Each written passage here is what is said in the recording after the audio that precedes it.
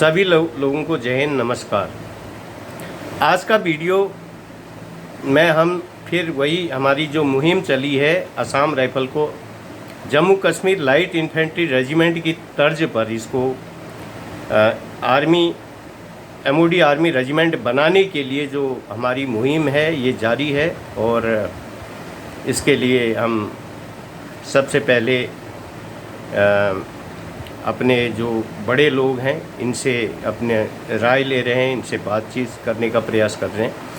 और लेकिन आज मैं इसके ऊपर मैं चर्चा करूंगा और इनसे इसके बाद में जो है सबसे पहले मैं आज जो है ये जो हमारी असम राइफल की कैंटीन और मेडिकल सुविधा के बारे में कुछ मैं बात करूंगा, क्योंकि हम बार बार सोशल मीडिया में देख रहे हैं कि कई अफसर साहब कह रहे हैं कि जो है असम राइफल को हमने कैंटीन सुविधा दिलाई, और कई लोग कह रहे हैं।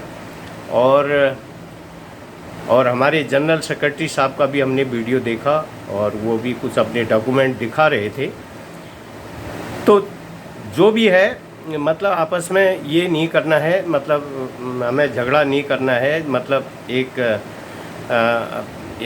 प्रेम भाव से हमें जो है असम राइफल के जो जायज़ हितों के लिए जो मुद्दा है, एक्चुअल क्या है असम राइफल के लोगों के साथ जो भी हुआ है वो उसके लिए जो है जो अपीजमेंट हुआ है उसके लिए वो कैसे ठीक हो, ये मुद्दा हमारा। लेकिन सोशल मीडिया में हम बार बार जो है देखते हैं कि, और सभी लोग जिम्मेदार लोग हैं और सभी को पता है, और सभी कोई नाबालिग बालक बालिका नहीं है, लेकिन ये जो है कहीं पे तो कोई मैंने कई लोगों से बात की है CSD कैंटीन के बारे में। और मैं आपको बता देना चाहता हूँ 2006 में मैं जब पेंशन आया था तो उस टाइम जो हमको कैंटीन से सारी सामान मिला हमको। 2006 से 2010 तक हमने जो हमको हमारे पास जो आई कार्ड था जो भूतपूर्व सैनिक असम राइफल का, उसी से हमको मिल जाता था सामान। लेकिन ये कहाँ से किसने क्या किया, उसके बाद जो है हमें अचानक कहा गया 2010 में, जब भी एक्चुअल मुझे ये डेट इसमें डेट होगी, ये कार्ड बना है, ये कार्ड बनाया हमारा से सेंट्रल पुलिस ऑर्गेनाइजेशन कैंटीन, इसमें डेट होगी कहीं पर, खैर जो भी है। तो ये 500 रुपये दे के 2009-10 में बनाया होगा ये कार्ड। तो इसमें सारा सामान कहा कि वहाँ से मिलेगा तुमको, और आपको अब एमओडी आर्मी जो CSD कैंटीन से सामान नहीं मिलेगा। उसके बाद हमने हमारे कई जो संपर्क में अफसर थे और जो जानकार लोग थे उनसे संपर्क किया, जो जिनको हम जानते थे, और उस टाइम ज़्यादा जानकार लोगों के साथ हमें हमारा वो नहीं था, परिचय था नहीं था। तो हमने जो है यहाँ एक गोस्वामी साहब हैं, एक जरियाल साहब हैं कमांडेंट, उनसे उनका नंबर था, उनसे संपर्क किया। तो उन्होंने कहा कि कार्रवाई हो रही। मैंने भी एप्लीकेशन लिखी थी DG साहब को, और वो एप्लीकेशन फिर उन्होंने कहा कि ये हो जाएगा और आप चिंता न करें। लेकिन तो उसके बाद हमें, तो मैं एक बार भी इसमें सामान नहीं लाया। कुछ समय के बाद ये कैंटीन में लेटर आ गया, हमने बनाया, खाली इसके 500 रुपये दिए। जो वहाँ का जो सेंट्रल पुलिस ऑर्गेनाइजेशन की जो कैंटीन है, जहाँ से CRPF, BSF, ITBP सबको मिलता है, वहीं से हमारा कार्ड भी बना।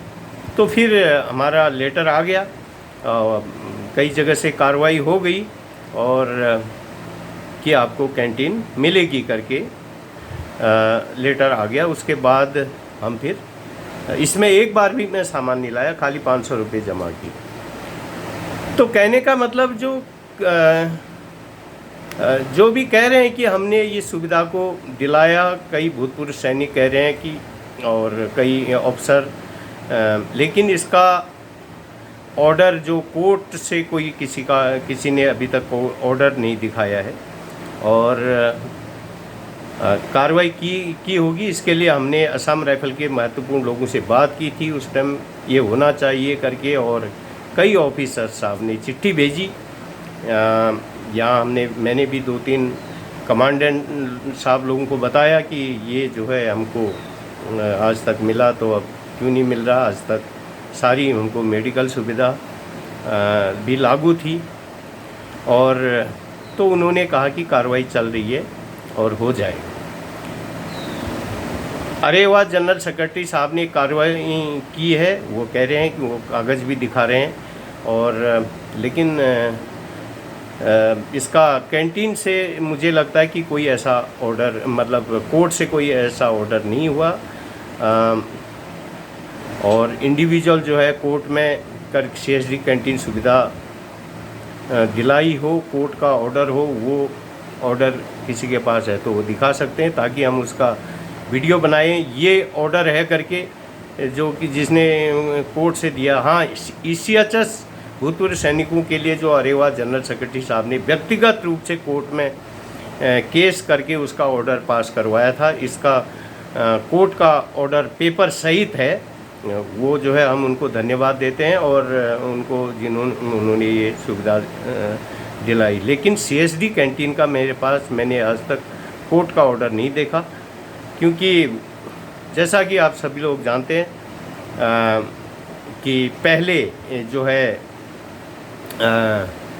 चौथे वेतन आयोग से पहले भी हॉस्पिटलों में इलाज हो, चाहे CSD कैंटीन सुविधा हो, भूतपूर्व सैनिकों को सिर्फ आइडेंटिटी कार्ड से ही सामान मिल जाता था, और उससे पहले भी था और हमारे पेंशन आने के बाद भी मिला 4-5 साल, और मिलिट्री हॉस्पिटल में भी इलाज होता था, और जिला भूतपूर्व सैनिक कार्यालय से भी कार्रवाई होती थी जो सोल्जर बोर्ड है। हालांकि कैंटीन स्मार्ट कार्ड बनने से पहले आइडेंटिटी कार्ड से ही CSD कैंटीन से सामान दिया जाता था। बहुत समय तक कुछ समय के लिए वो बंद किया, तो बाद में इसे फिर सभी तरह से जब आवाज़ उठी तो कैंटीन स्मार्ट कार्ड लागू किया गया। तो यह सुविधा दिलाने में जिस लोगों का योगदान है उनका हम बहुत बहुत धन्यवाद करते हैं। लेकिन असम राइफल की वास्तविक जो समस्या का समाधान के लिए असम राइफल को Jammu Kashmir light infantry regiment की तर्ज पर आर्मी रेजिमेंट बनाने के लिए कोई भी केस, वास्तविक केस जिस तरह से लेखराज सिंह पवार साहब ने प्रपोजल पास कराया, इस तरह से किसी ने भी प्रपोजल पास कराने में नहीं करा पाए अभी तक। वो कराकर उसका रिजल्ट लेने में हमारा ये अपीजमेंट सिस्टम पूरी तरह असफल रहा है, और उस टाइप का केस ही दर्ज नहीं हुआ है। खैर, हम गड़े मुर्दों को उखाड़ना नहीं चाहते। चौथा वेतन आयोग में जिन लोगों ने अपनी व्यक्तिगत ज़रूरत को पूरा करने के लिए जो कार्रवाई करी अपने न्याय के लिए, उसमें ऑपरेशन ट्रेड वर्ग को खासकर ही नहीं, पूरी असम राइफल के लोगों को और असम राइफल के मान सम्मान और आत्मसम्मान को गहरी चोट पहुंची है, और उसकी भरपाई के लिए जायज़ कार्रवाई अभी तक नहीं हो पाई है। यह बड़ी दुखी करने वाली बात है, दुर्भाग्यपूर्ण विषय है। ठीक है, कुछ लोगों को उसमें न्याय मिला, जैसे एडमिनिस्ट्रेटिव ट्रेड को बहुत सारे लोग उसमें जो है पढ़े लिखे लोगों के साथ अपीजमेंट हो रहा था कहते हैं, और वो लोग फिर डिप्लोमा लेके आए जो मेहनती लोग थे। अब गवर्नमेंट वो डिप्लोमा तो ऐसे देगी नहीं, कई लोग कह रहे हैं कि एक पैसा दे करके डिप्लोमा लाए, लेकिन मैं उसका ऐसे लोगों को का खंडन, ऐसी बातों का खंडन करता हूँ, क्योंकि गवर्नमेंट डिप्लोमा किसी को ऐसे नहीं देगी, उसकी एबिलिटी के हिसाब से ही डिप्लोमा देगी, उसका पेपर होगा, टेस्ट होगा, तभी डिप्लोमा देगी। अब फार्मासिस्ट का डिप्लोमा कुछ लोग कह रहे हैं कि कुछ लोग असम राइफल के लोग, और उनको पता था कि वहाँ पर लोकल परचेज से खूब बजट आता है, लोकल परचेज होता है, और फार्मासिस्ट का डिप्लोमा लेके आए खरीद करके नागालैंड मणिपुर से। लेकिन मैं इस बात का खंडन करता हूँ। गवर्नमेंट 2 साल 3 साल जो है डिप्लोमा कोर्स कराती है, कोई ऐसे नहीं देगा, और ये गलत बात है। और मुझे भी कई लोगों ने कहा ऐसा ऐसा हुआ करके, और लेकिन ये गवर्नमेंट का डिप्लोमा ऐसे नहीं मिलेगा। उनका प्रॉपर उस टाइम की दिया भी होगा तो वो टेस्ट लिया होगा, पढ़े लिखे लोग जो है कर लेते हैं उसको। तो ये दुर्भाग्यपूर्ण विषय है। ठीक है, कुछ लोगों को उसमें जैसा वो चाहते थे उनका प्रमोशन संबंधित हक मिला, हमें खुशी है। अदालत के माध्यम से जिनको हमें उनमें उनको उसमें फ़ायदा हुआ, लेकिन ये न्याय नहीं, ये न्याय मिला उनको। लेकिन असम राइफल को न्याय नहीं चाहिए, उनको समाधान चाहिए। न्याय में क्या होता है कि एक को न्याय मिलता है तो एक के साथ अन्याय होता है, एक पक्ष के साथ। तो यही हुआ। अगर जिन लोगों के साथ जो थोड़ा अन्याय हो रहा था उनको न्याय मिला, तो बाकी जो बेगुनाह थे और जो तो वो करके ले गए, जो अभी के योग्य लोग थे, और उनके साथ अन्याय हो गया। तो असम राइफल को न्याय की नहीं, समाधान की ज़रूरत है। तो हमें खुशी है उनको अदालत के माध्यम से, और उस तरह से उन्होंने जो है जिस तरह से किया, उन्होंने पढ़े लिखे लोग थे, उनको फ़ायदा हुआ उसकी। लेकिन उनकी क्या जिम्मेदारी नहीं बनती कि जवानों की पेंशन विसंगति, प्रमोशन विसंगति और जायज़ असम राइफल भूतपूर्व सैनिक सुविधा पर अभी ध्यान देते और कार्रवाई करते, तो आज जवान इतने दुखी नहीं होते, और ये पूर्व सैनिक हमारे परिवार इतने दुखी नहीं होते। आज जिस तरह से योग्य लोग अपनी प्रमोशन विसंगति से दुखी हैं, अपनी बेसिक पेंशन को रिवीजन नहीं होने के कारण दुखी हैं, जायज़ सुविधाओं के अभाव में दुखी हैं। असम राइफल ही नहीं बल्कि देश की रक्षा सुरक्षा के लिए एक दुर्भाग्यपूर्ण दुखी करने वाली बात है। लोग किस तरह से अपने जायज़ हक से वंचित हैं, अभावग्रस्त जीवन जीने को जो है मजबूर हैं। यही हाल अगर उनका होता, फिर मैं कह रहा हूँ कि यही हाल उनका होता जिनके कारण असम राइफल के एक बड़े वर्ग को जो है हानि उठानी पड़ी, नुकसान झेलना पड़ा है। इस सिस्टम को अपीजमेंट करके जो भी है, मैं नाम नहीं लूँगा, जिसके कारण उन होनहार लोगों का भविष्य बर्बाद हुआ है, तो उनके साथ होता तो वो क्या करते? क्या उन्हें गुस्सा नहीं आता? क्या उनकी अंतरात्मा जिम्मेदार लोगों को धुतकारती नहीं? जब ऐसी परिस्थितियां बनती है तो संस्थाओं के माध्यम से समस्याओं का समय पर हल होता है, और लोग आशा और भरोसे से संस्थाओं से जुड़ते हैं, संस्थाओं में मेंबरशिप लेते हैं, रिन्यू करते हैं, डोनेशन देते हैं और संस्थाओं के लिए काम करते हैं। लेकिन दशकों तक भी उन्हें जायज़ बेसिक पेंशन नहीं मिलेगी, उनकी अन्य सुविधाओं का संबंधित समाधान समय पर नहीं होगा, तो क्या उनकी अंतरात्मा ऐसे लोगों को बद्दुआ नहीं देगी? तो उनकी जगह पर वो खुद जिम्मेदार लोग अपने को रख कर देखें तो उनके साथ ऐसा होता तो वो क्या करते?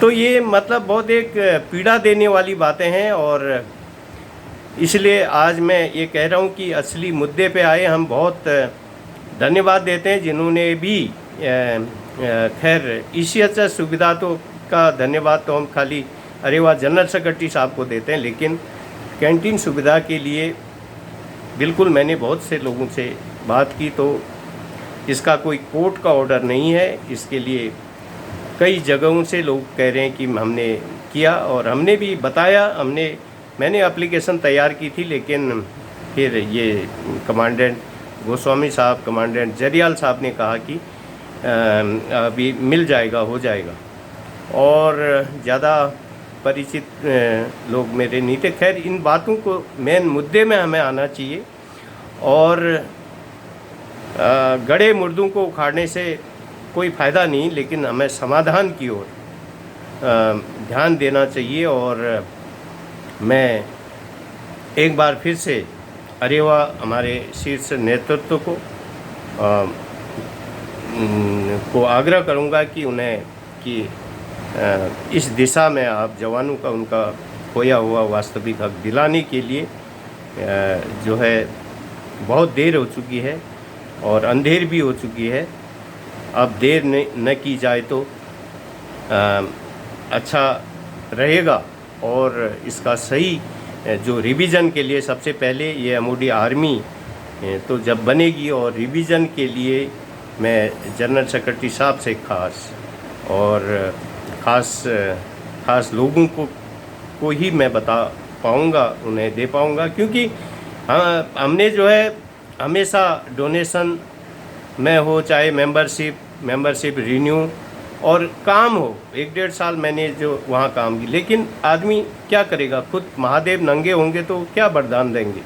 तो इसी तरह मेरा कहने का मतलब है कि अगर ये जो है अगर उनको कुछ रिवीजन करके मिलेगा तो संस्था में क्या डोनेशन नहीं देंगे, बिना कुछ मिले ही एक छोटी सी पेंशन में हज़ारों रुपए डोनेशन दिया, सालों तक काम भी किया, और एक जिस परिस्थिति में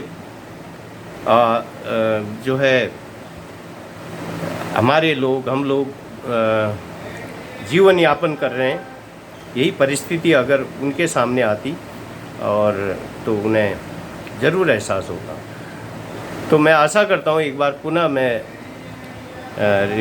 मतलब आग्रह करता हूँ, निवेदन करता हूँ और मन से जो है उनको कि इसके लिए खासकर जो सबसे पहले जो पेंशन को रिवीजन करके नए के बराबर पुराने की लाने के लिए, और पेंशन संबंधित जो भी लोगों को नुकसान हुआ है उसके लिए, जैसा कि जिस तरह से जो हमारे मेडिकल कैटेगरी पर्सन को कोई घर से बीमार नहीं होता, उनको एक पैकेज मिला है, उसी तरह से जिन लोगों ने पूरी सर्विस अनुशासन से फील्ड में और जगह ऑलराउंड ड्यूटी की है, और उनके लिए भी कुछ व्यवस्था हो। और हमें खुशी है जिन जो परमानेंट मेडिकल कैटेगरी के लोग थे उनको हमने सुना, उनको लमसम एक ग्रांट मिला है। तो घर से बीमार तो कोई नहीं हुआ, वहीं हुआ जो हुआ बीमार। घर से तो फिट जो है 4-4, 5-5 दिन तक उनका फिजिकल मेडिकल होता है। तो इस तरह से आज का ये वीडियो लंबा हो जाएगा। तो मेन मुद्दा हमारा है कि असम राइफल को Jammu Kashmir light infantry regiment की तरह एमओडी में मर्ज करने के लिए हम महत्वपूर्ण लोगों से बात करेंगे। उन्हें जो भी कागज़ पेपर देने होंगे वो देंगे, तभी रिज़ल्ट आएगा। क्योंकि कई लोग कह रहे हैं कि कोई एक दो आदमी ऐसा कह रहे हैं कि ये होने वाला। हमने कहा कि कैसे नहीं होगा। एक विद्यार्थी जब पेपर देता है, पढ़ाई करता है, उसके बाद वो जो है पास होने के लिए करता है, फेल होने के लिए नहीं करता प्रयास। तो हम प्रयास न करें, ये हमारा कर्तव्य पथ है, हमें अपने कर्तव्य पथ पर चलना हो। तो आज के लिए इतना ही। वीडियो को अधिक से अधिक शेयर करें। धन्यवाद। जय हिंद।